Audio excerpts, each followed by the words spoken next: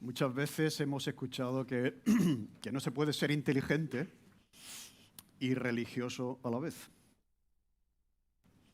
Que no se puede ser inteligente y creer en Dios.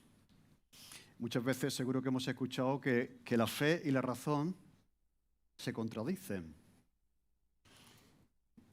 ¿Lo hemos escuchado? Yo creo que muchas veces. Pues bueno, esto es una observación o una afirmación no inteligente. Es una afirmación que no es inteligente. Porque Atenas, la ciudad de los grandes filósofos, de la gente inteligente, a la que llega Pablo después de dejar Berea, nos muestra la ciudad de la filosofía, la ciudad de la razón, la ciudad de la inteligencia, nos muestra que era religiosa, muy religiosa esa ciudad, y a la vez muy inteligente. Vamos a leer lo que aquí recoge Lucas, que está recogiendo la historia de lo que está pasando en el libro de los Hechos, capítulo 17, versículo 16 al 34. Dice, mientras Pablo los esperaba en Atenas, su espíritu se enardecía viendo la ciudad entregada a la idolatría. Así que discutía en la sinagoga con los judíos y piadosos y en la plaza cada día con los que concurrían. Y algunos filósofos de los epicúreos y de los estoicos disputaban con él. Y unos decían, ¿qué querrá decir este palabrero? Y otros, parece que es predicador de nuevos dioses, porque les predicaba el evangelio de Jesús y de la resurrección. Y tomándole, le trajeron al Areópago, diciendo, ¿podremos saber qué es esta nueva enseñanza de la que hablas? Pues traes a nosotros, a nuestros oídos, cosas muy extrañas. Queremos pues saber qué quiere decir esto. Porque todos los atenienses y los extranjeros residentes allí en ninguna otra cosa se interesaban sino en decir o en oír algo nuevo. Entonces Pablo, puesto en pie en medio del Areópago, dijo, varones atenienses, en todo observo que sois muy religiosos, porque pasando y mirando vuestros santuarios hallé también un altar en el cual estaba la inscripción al Dios no conocido, al que vosotros adoráis, pues sin conocerle, a ese es quien yo os anuncio. El Dios que hizo el cielo y todas las cosas que en él hay, siendo Señor del cielo y de la tierra, no habita en templos hechos por manos humanas, ni es honrado por manos de hombres como si necesitase de algo, pues Él es quien da a todos vida y aliento a todas las cosas. Y de una sangre ha hecho todo el linaje de los hombres para que habiten sobre la faz de la tierra, y les ha prefijado el orden de los tiempos y los límites de su habitación para que busquen a Dios, si en alguna manera palpando pueden hallarle, aunque ciertamente no está tan lejos de cada uno de nosotros. Porque en él vivimos y nos movemos y somos, como algunos de vuestros propios profetas, poetas, también han dicho, porque linaje suyo somos. Siendo pues linaje de Dios, no podemos pensar que la divinidad sea semejante a oro o plata o piedra, escultura de arte o de imaginación de hombres. Pero Dios, habiendo pasado por alto los tiempos de esta ignorancia, ahora manda a todos los hombres y en todo lugar que se arrepientan. Por cuanto ha establecido un día en el cual juzgará al mundo con justicia, por aquel varón a quien designó, dando fe a todos con haberle levantado de los muertos. Pero cuando oyeron lo de la resurrección de los muertos, unos se burlaban y otros decían, ya te oiremos en otro momento, en otra ocasión. Y así Pablo salió de en medio de ellos, mas algunos creyendo, juntándose con él, entre los cuales estaba Dionisio, el Areopagita, una mujer llamada Dámaris, y otros con ellos. Atenas era una de las ciudades más importantes del mundo en aquel tiempo. Se dice que iba gente de todo el mundo a estudiar a Atenas, porque allí estaban los filósofos, Sócrates, Platón, etcétera, etcétera, no sé, todo eso que hemos estudiado en filosofía. Era el centro de la cultura y de la inteligencia en ese momento. Vamos a ver vamos a ver un mapa de dónde está Pablo. Pablo viene de Berea, ¿de acuerdo? Y baja hacia el sur y llega a la ciudad de Atenas, ahí la tenéis. Entonces todo lo que vamos a ver hoy ocurre ahí en esa ciudad que sigue existiendo hoy en día y sabemos dónde está, ¿de acuerdo? Pero mirad qué interesante.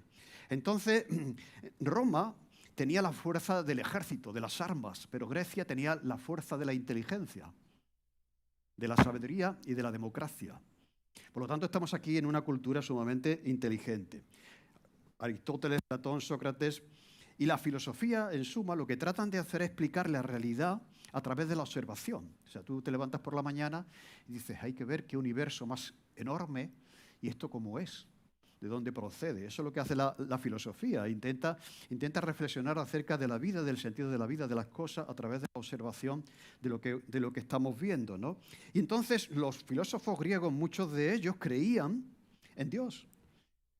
No en el Dios de la Biblia, pero creían que detrás de todo, a través de la observación, dice, esto no se puede haber hecho solo. Esto no puede funcionar por sí mismo. Hay una fuerza detrás de todo esto. Entonces, para ellos, Dios existía. No es el Dios de los cristianos, como vamos a ver, pero Dios existía, ¿no? Entonces, todas esas cosas que pasaban y que ellos observaban, las atribuían a los dioses, porque eran muchos, del Olimpo. ¿Habéis oído eso del Olimpo de los dioses? ¿De acuerdo? Pues el Olimpo es un monte donde habitaban los dioses. Y se creía que ahí, en ese monte, en lo alto del monte, había un palacio de cristal donde moraban los dioses más importantes. Mirad, había 12, fijaros, para que entendamos un poco las creencias de los atenienses en ese tiempo. Dice que moraban 12 principales y Zeus, el dios Zeus, a la cabeza. 12 principales y 40 secundarios, o sea, son 40 dioses subordinados a estos dioses principales. Los primarios eran Zeus, Hera, Poseidón, Afrodita, Ares, Atenea, Hermes, Apolo, Artemisa, Hefesto, Demeter, Estía. Los atenienses tenían estos dioses como los importantes y luego los subordinados, que ya no tenemos los nombres aquí, eran 40.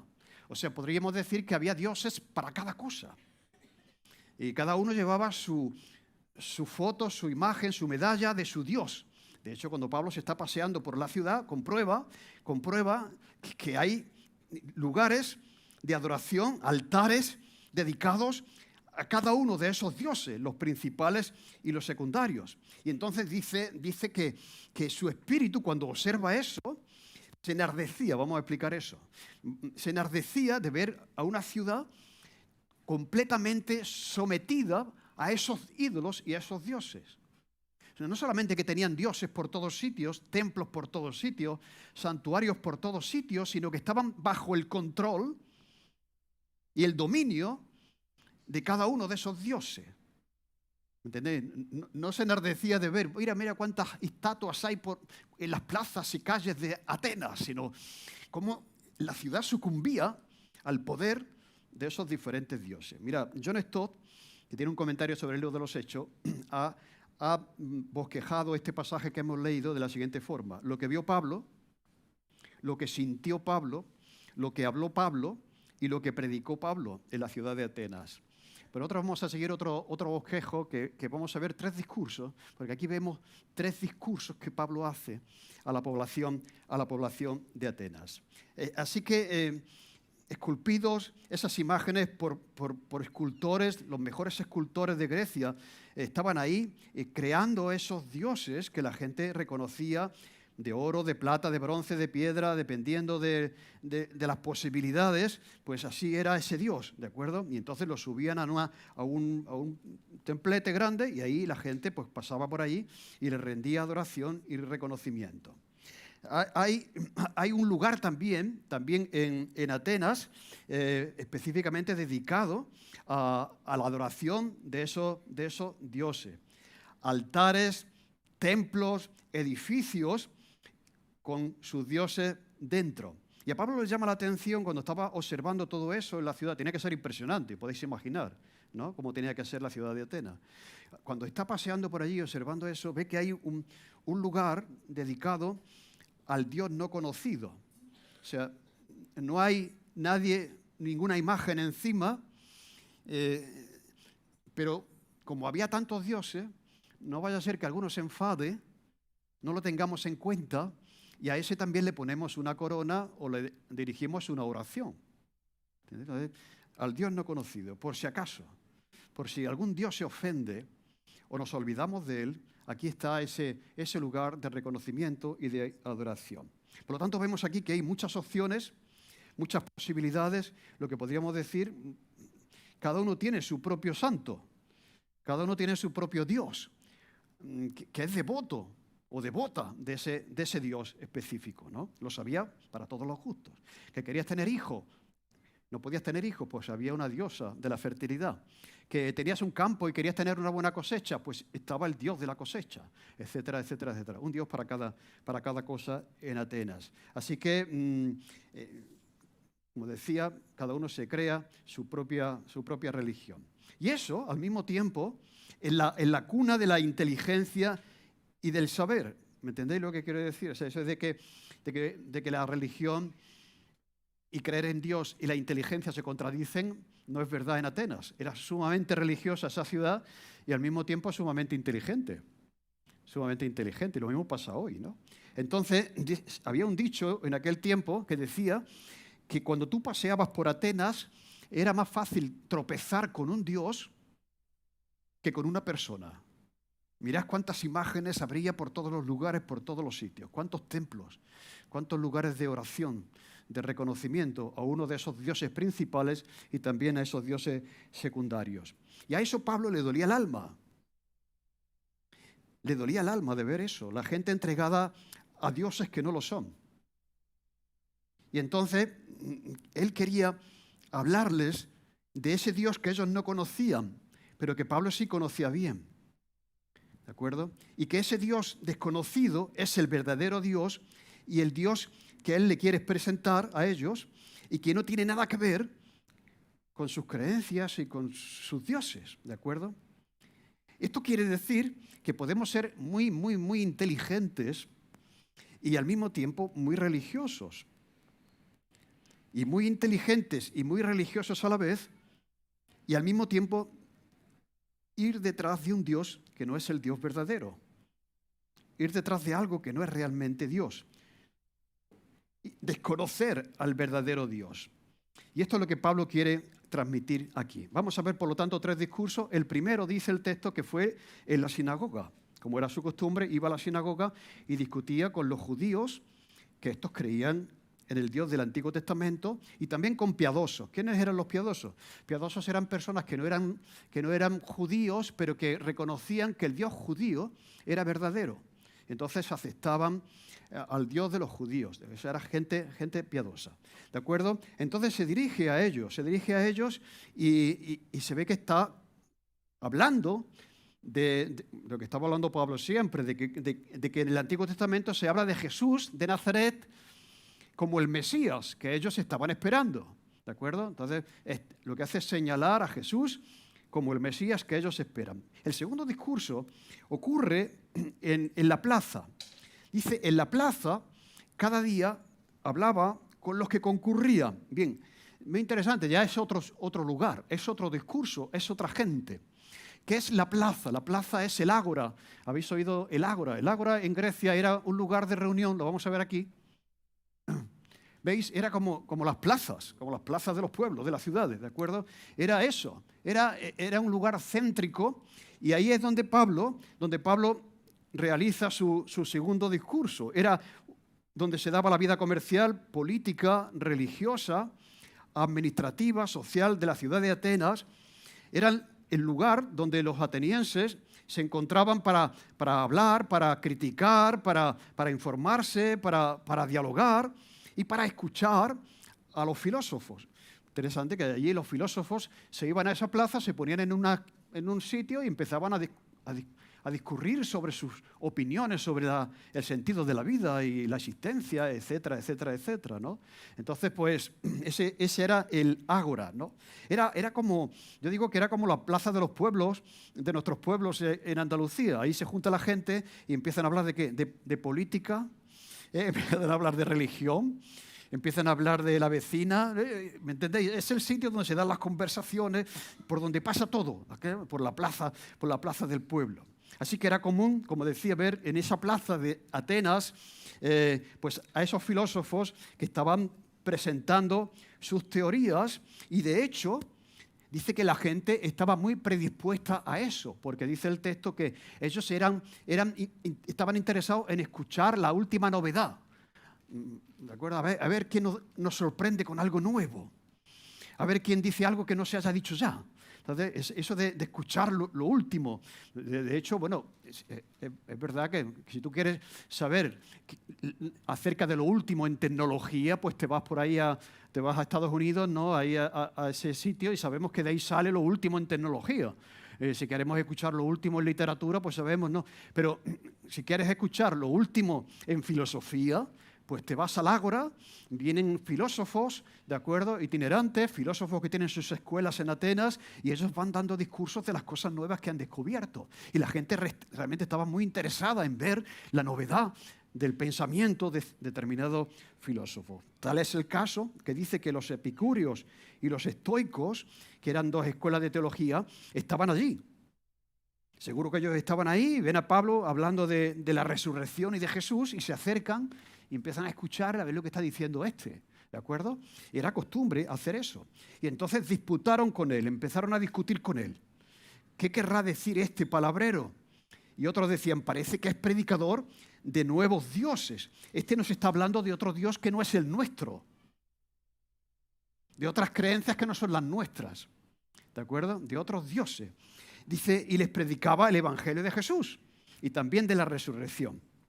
Así que los epicúreos,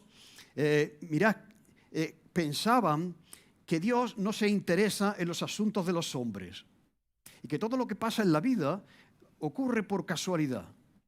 ¿De acuerdo? Que Dios no está interesado en las cosas menudencias que les pasan a las personas en la vida.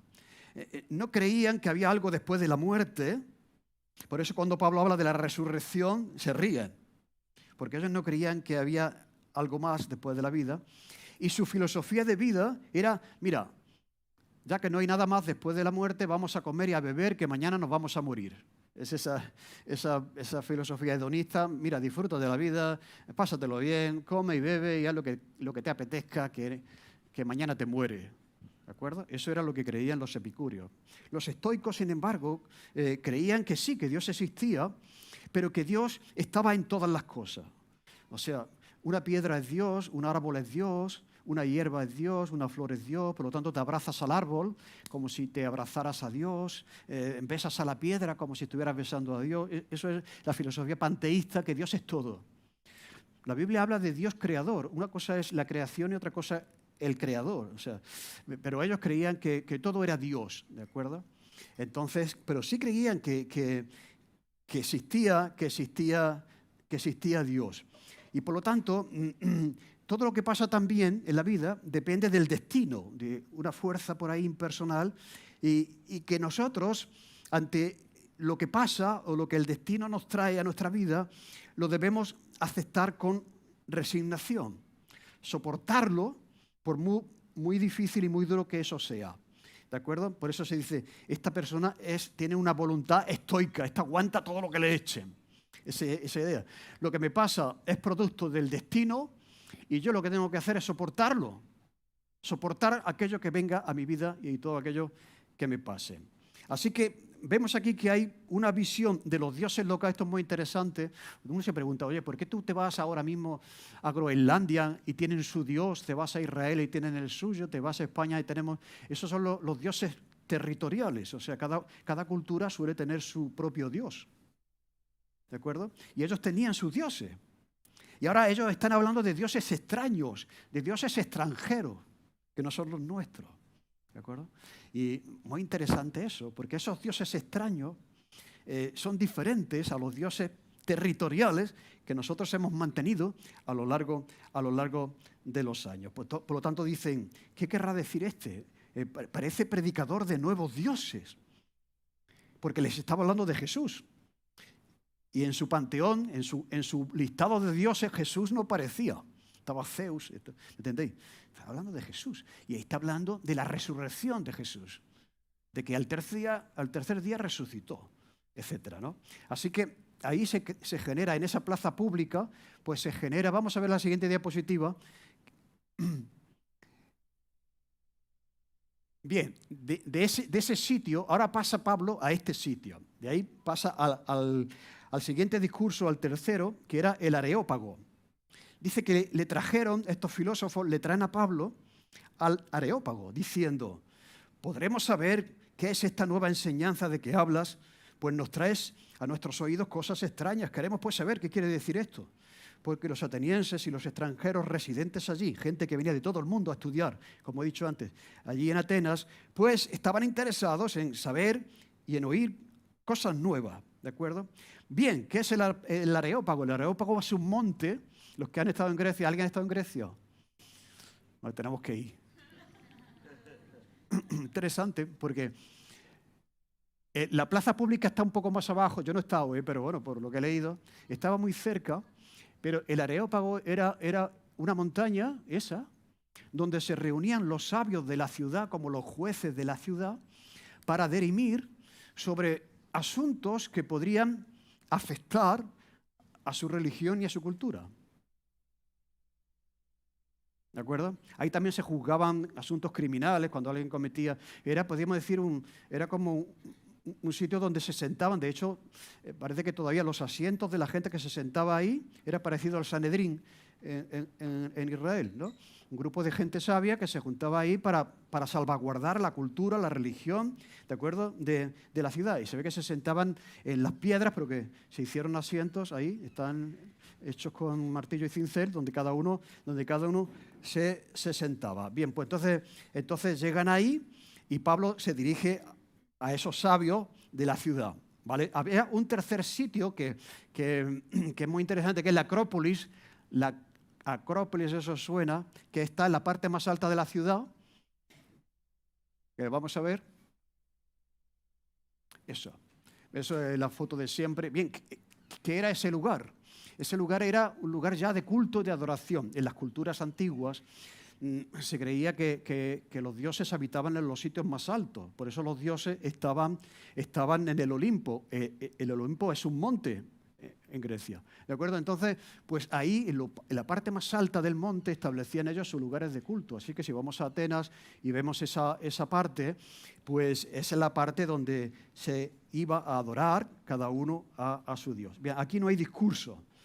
Aquí Pablo no tiene ningún discurso, pero quería enseñar para que viésemos que había un sitio para cada cosa en la Atenas de aquel tiempo. Bien, volvamos entonces a donde estábamos. Y entonces la acusación era que trae nueva enseñanza, cosas extrañas que nosotros no hemos escuchado nunca y por lo tanto tenemos curiosidad por saber y por oír a ver lo que tienen que decir. Mira, y ahora lo que vemos aquí, versículo 22 hasta el final, es un sermón, es un mensaje que Pablo dirige a los gobernantes de la ciudad de Atenas. Dice que entonces Pablo, puesto en pie en medio del Areópago, de gente sentada ahí en esa colina, pues entonces dijo: varones atenienses, en todo observo que sois muy religiosos, porque pasando y mirando vuestros santuarios, hallé también un altar en el cual estaba esta inscripción: al Dios no conocido. Pues a ese, al que vosotros adoráis sin tener ni idea, sin conocerle, ¿cómo se puede adorar a alguien al que no conoce?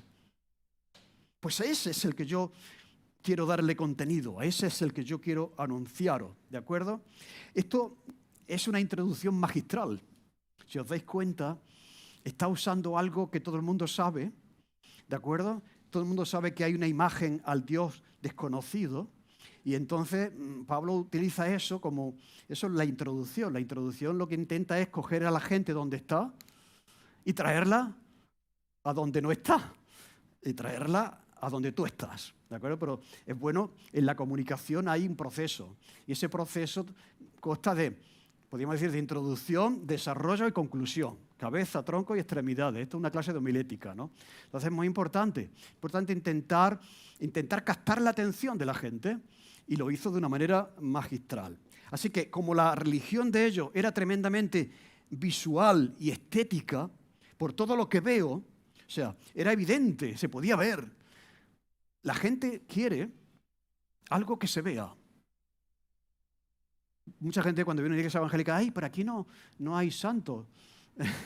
Quiero ver algo, quiero ver a Dios. Y decimos, no, pues aquí no hay. No, porque el Dios de la Biblia no se puede reducir a una imagen. Lo vamos a ver ahora, ¿no? Pero lo que quiero decir es que era una religión tremendamente visual y estética. Por todo lo que observo, por todo lo que ven mis ojos, veo que soy gente muy religiosa. Y ocurre lo mismo en nuestro tiempo, en nuestras ciudades. Y a ese que vosotros no conocéis, le rezáis, ¿de acuerdo? Por si acaso. Esa imagen que no está, pero que pensáis en un Dios que no conocéis. Pues a ese, que vosotros adoráis sin conocerle, dice, yo os voy a anunciar. Podemos imaginar la expectación. Ponéis en el lugar, en todo observo que sois muy religiosos porque pasando por la ciudad observo y que habéis tenido, dice, al Dios no conocido, a ese es al que yo os anuncio. A ver, ¿no? A ver cómo es. A ver, ¿no? Una expectación se creó aquí tremenda y aquí vemos el cuerpo del mensaje. Pues bien, ese es el Dios que hizo el mundo y todas las cosas que en él hay, siendo Señor del cielo y de la tierra. Ese no habita en templos hechos con manos de hombre. Vale, pues aquí ya... porque todos sus dioses estaban en templos hechos con sus manos. ¿De acuerdo? Así que él pasa de una religión basada en lo que ve, en las imágenes, pasa a presentar a un Dios que es el creador de todas las cosas, al que no se le puede contener en un cuadro, en una foto y en una imagen. ¿De acuerdo? Ese es el que ha creado todas las cosas. Y dice, ese Dios es el que sustenta la vida. Es el que nos da la vida. Y ese no es honrado por las manos de los hombres, como si necesitase de algo. O sea, Dios no necesita que tú le ministres a Él. Es al revés. Nosotros sí que necesitamos que Dios nos bendiga a nosotros. ¿De acuerdo? Y Él es el que sustenta toda la vida. Dice, de una sangre ha hecho todo linaje de los hombres para que habiten sobre la faz de la tierra. Mira, esto es muy importante. Y les ha prefijado el orden de los tiempos y los límites de su habitación. Mira, el Dios del que yo estoy hablando es un Dios creador, pero no solamente es Dios creador de todas las cosas, sino que nos ha dado vida a nosotros, nos ha creado a nosotros. Y ha creado un sitio donde podemos vivir, el planeta Tierra. Y ha prefijado los años que vamos a vivir. ¿Quién sabe el tiempo que va a vivir uno en la Tierra? Dios ha determinado el lugar donde vamos a... Dios ha determinado que vengamos a la vida, nos ha creado. Dios ha determinado que vivamos en este planeta y Dios ha determinado el tiempo que vamos a vivir en este lugar. ¿De acuerdo? Por lo tanto, Dios tiene control de todas las cosas. Ha establecido el orden de los tiempos y de la historia, lo cual quiere decir que las cosas que pasan en la historia no ocurren por casualidad, como creían los estoicos. ¿Me entendéis? No ocurren ocurren porque Él tiene un plan para la historia y la lleva hacia su propósito. ¿De acuerdo? Dice, ya también prefijado los límites de nuestra habitación. O sea, habitamos el planeta y de aquí no podemos salir. Ahora se quiere ir a Marte, vamos a ir de vacaciones a la Luna, vamos a ir de vacaciones a Marte, pero este es el sitio donde habitamos los humanos, ¿o no? Dios ha dado un sitio muy bonito. Dios nos ha creado un lugar para vivir, el planeta Tierra. Y también ha prefijado el tiempo en el que cada uno vamos a vivir. Dios ha hecho todo eso, dice, ha limitado los días de nuestra habitación. ¿Para qué? Dice el texto, ¿para qué? ¿Para qué? ¿Para qué busquen a Dios? Esto es,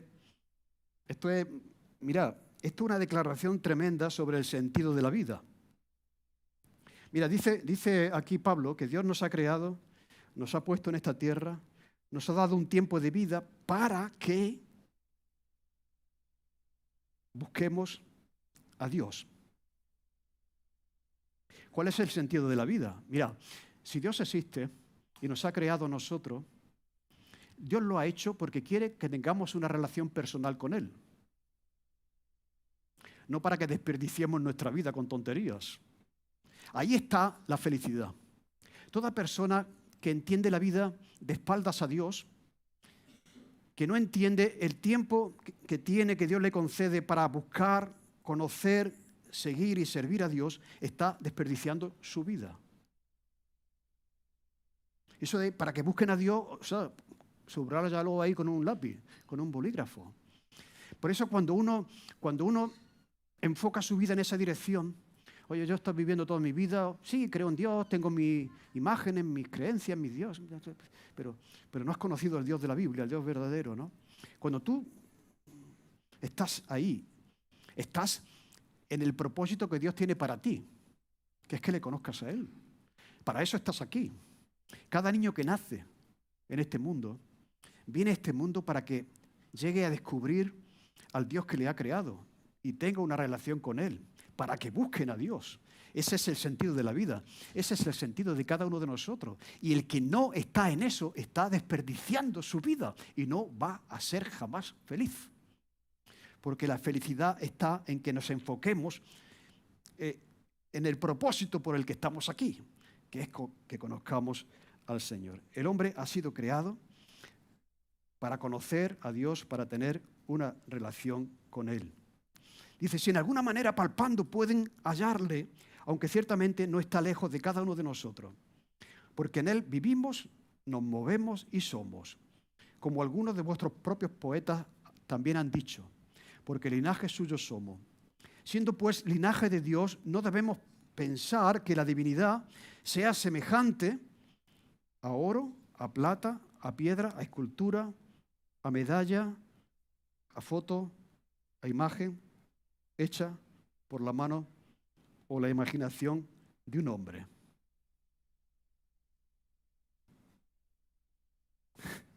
Es demoledor. Dice, cuando hacéis eso, mirad, pone un ejemplo aquí que se utiliza para cuando una persona ciega está dentro de una habitación e intenta encontrar la puerta, palpando. ¿Cómo lo hace? Si tú estás a oscuras en una habitación y quieres encontrar un objeto dentro de la habitación, ¿cómo lo hace? Si estás a oscuras, si eres ciego, vas palpando. Eso es la religión. Esos son los ídolos a los que adoras. En un sentido quieres conocer a Dios, pero claro, lo que te han dicho es que Dios es esa imagen, que Dios es esto, ¿me entendéis? Eso es estar buscando a Dios a ciegas. Dice, pero no está tan lejos de vosotros, está ahí. O sea, que nos pegamos toda la vida intentando agradar a Dios, buscar a Dios, palpando como un ciego para encontrar la salida o el sentido de la vida, y al final dice como, y Pablo utiliza aquí, es que es muy extenso, ya vamos mal de tiempo, nos podemos extender, pero está citando a filósofos y poetas de su tiempo. Dice, no está tan lejos Dios, está aquí. Si tan solo apartáis la mirada de esos dioses a los que adoráis, os lleváis en la cartera y quisierais mirar a Jesucristo, encontraréis a Dios en Él. Está más cerca de nosotros de lo que pensamos. ¿De acuerdo? Y dice más adelante Dios, en la conclusión del mensaje, habiendo pasado por alto los tiempos de esta ignorancia, o sea, Pablo dice que Dios es paciente y que todo eso que hacen los griegos es ignorancia del Dios verdadero, pero Dios ha sido paciente. Lo ha soportado. Pero ahora establece un día, dice, ahora manda a todos los hombres en todo lugar que se arrepientan. ¿Qué ignorancia es esa? Pues la ignorancia de la idolatría, la ignorancia de la religión, la ignorancia en la que hemos estado mucho tiempo, la ignorancia de pensar que el Dios creador del universo puede ser semejante a una imagen que un hombre hace de oro, de plata, de bronce, producto de su imaginación. Eso es ignorancia, ese no es el Dios verdadero de la Biblia. Pero Dios ha sido paciente, ha tenido paciencia con nosotros. Por lo tanto, lo que pide es que te arrepientas. ¿Cómo puedo llegar a Dios? A través del arrepentimiento. Señor, he sido torpe, he estado buscándote a ciegas. ¿Me entendéis? Yo pensé que esto era Dios, yo me encomendaba a este Dios, yo le pedía a este santo, yo le pedía... Pero ahora, Señor, entiendo que eso era estar a ciegas dentro de una habitación. Pero estaban más cerca de mí de lo que yo pensaba. En la persona de Jesús. Él ha venido a presentarte a Dios. Por lo tanto, dice, no sigas al Dios de la religión de Atenas, sino busca al Dios verdadero. Arrepiéntete de haber vivido de esa manera, de haber actuado de esa manera, y cree en la persona que Él designó, levantándolo de los muertos. Mirad, eso ya generó una reacción, anda ya, ¿no? Como también en nosotros, ¿eh? O sea, yo te digo que los muertos resucitan y dices, pues yo no me lo creo. Muchas veces se oye decir, es que nadie ha venido del otro mundo para decirnos que eso es así. Pues sí, hay uno, es Jesús. Se apareció a 500 personas. O sea, si eso no hubiera sido cierto, hubiera sido muy fácil haber presentado el cuerpo de Jesús. Y aquí está, que no ha resucitado, que está muerto. ¿Entendéis? Pero la resurrección de Jesús fue algo que demostraba que Dios existe y que estaba vindicando al Mesías, a su Hijo. Pero claro, eso es algo difícil de creer, que los muertos resucitan. Entonces, cuando él habló de la resurrección, que por otra parte es una confirmación de la resurrección de Jesús y es esperanza para nuestras vidas, lo cual quiere decir que Dios no nos ha creado, como hemos dicho antes, para que vivamos, para que le busquemos y para que nos muramos. Dios nos ha creado con una intención eterna, para que vivamos eternamente, gracias a que Cristo ha resucitado. La muerte no era el plan de Dios para el hombre, es consecuencia de nuestra desobediencia. El plan de Dios para el hombre es que vivamos eternamente con Él, y así será, y así será. Pero de todas maneras esto genera la burla de algunos dicen que se burlaron, ya te escucharemos esto de la resurrección en otra ocasión, pero bueno, Pablo siguió adelante con sus convicciones, unos se burlan y otros creen. Así que lo que Pablo está haciendo aquí, ya termino, es presentarnos algo completamente diferente a la religión de los atenienses, como probablemente también nos pasa a cada uno de nosotros cuando escuchamos por primera vez hablar del Evangelio. Ay, esto no es lo que yo he escuchado toda mi vida. Pues claro, porque si fuera lo que has escuchado toda tu vida, pues no habría ninguna alternativa, no habría. Esto es el Evangelio de Jesús. Y lo que él presenta a los atenienses, que Dios es creador del cielo, de la tierra, en cuyas manos está todo al aliento, todos los seres vivientes. Ese Dios no vive en templos hechos por hombres, rige la historia, las naciones, que no se asemeja a ninguna imagen tallada o esculpida, que ni puede hablar, ni tienen vida, y también llama al arrepentimiento por haber vivido y adorado a dioses que no lo son. Y ese Dios está cerca de cada uno de nosotros. Es el Dios verdadero, dice Pablo. Él te ha creado, Él te ha puesto en Sevilla, Él te ha puesto en este planeta para que le busques.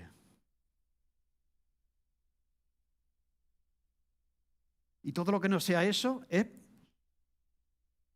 desperdiciar tu vida. Si Dios no existe, comamos y bebamos que mañana moriremos. Pero si Dios existe y nos ha creado, lo ha hecho para que tengas una relación con Él. Y para que tu vida encuentre sentido, significado en esa relación con Él. Nos ha puesto en esta tierra, te ha dado vida, eres quien eres, porque Dios te ama y quiere que le conozcas. Para que conozcan a Dios. Ahí está el sentido de la vida. Por eso dice Jesús, Señor, le pregunta a Dios, ¿qué es la vida eterna? La vida eterna es que te conozcan a ti, el único Dios verdadero. Eso, yo pensé que la vida era, pues mira, la vida es que disfrutes, que no sé qué. No, la vida eterna es que cuando uno se conecta con Dios, es como conectarte con aquel que puede, ¿me entendéis?, dar verdadero sentido a la vida. Y uno cuando se desconecta de Dios está perdido, está buscando a tientas a Dios en una habitación oscura. Por lo tanto, yo quiero invitarte, si todavía no has tenido ese momento en el cual tú rindes tu vida al Dios verdadero, a ese que no pueden contener las imágenes ni los templos, aquel que te ama, que quiere tener una relación contigo, pues que diga, Señor, te necesito, me arrepiento de haber vivido así y yo quiero creer en ti, en Jesús, en el que has resucitado, como prueba de que tú eres poderoso y te acepto como Señor y Salvador de mi vida. Si alguien quiere considerar esto en serio, que hable conmigo después al final, porque ahí está el sentido de la vida. Estás aquí porque Dios quiere, pero Dios quiere que termine teniendo una relación personal con Él, que te alejes de todo aquello que no es Dios. Amén. Señor, gracias por este mensaje tan precioso, gracias porque esto da sentido a nuestra vida, saber, Señor, que no estamos aquí por casualidad, ni que las cosas que pasan también son cosas del destino, sino que tú nos amas, nos has puesto aquí, nos has creado, nos has dado una vida como una oportunidad para conocerte a ti, para relacionarnos contigo, Señor. Si hay alguien que todavía no te conoce, te pedimos, Señor, que obres en su corazón para que pueda arrepentirse, pueda poner su fe y su confianza en la persona de Jesús. En su nombre te lo pedimos. Amén. Amén. Muy bien, bueno, vamos a pasar ahora a comentar acerca de los dones de los grupos pequeños. Los dones son lo que hablamos en el último grupo. La semana pasada os convocábamos a estar en una reunión después de la celebración para hablar sobre esto. Bien, ya nos hemos reunido. Hay personas que han abierto su casa para comenzar un grupo pequeño. Hay diferentes posibilidades, diferentes días, diferentes lugares. Y ahora vamos a hacer una presentación para todos, para que todos sepáis, ¿de acuerdo?, cuáles son las opciones y podáis identificar uno de esos grupos, para poder sumaros a ese grupo y poder estar en comunión y en relación durante toda la semana. Así que vamos a empezar. Vamos a empezar por el primero, que voy a pedir que todos los que están en el grupo, en este tema, que pasen, a medida que yo les vaya citando, que pasen al frente, porque nos van a presentar su casa, su hogar, la dirección, ¿de acuerdo?, y la temática de ese grupo. Vamos a empezar con el primer grupo, que decíamos que se va a hacer aquí en la iglesia, que ya lo hemos hecho. Os vamos a enseñar una foto, ¿de acuerdo?, del martes pasado.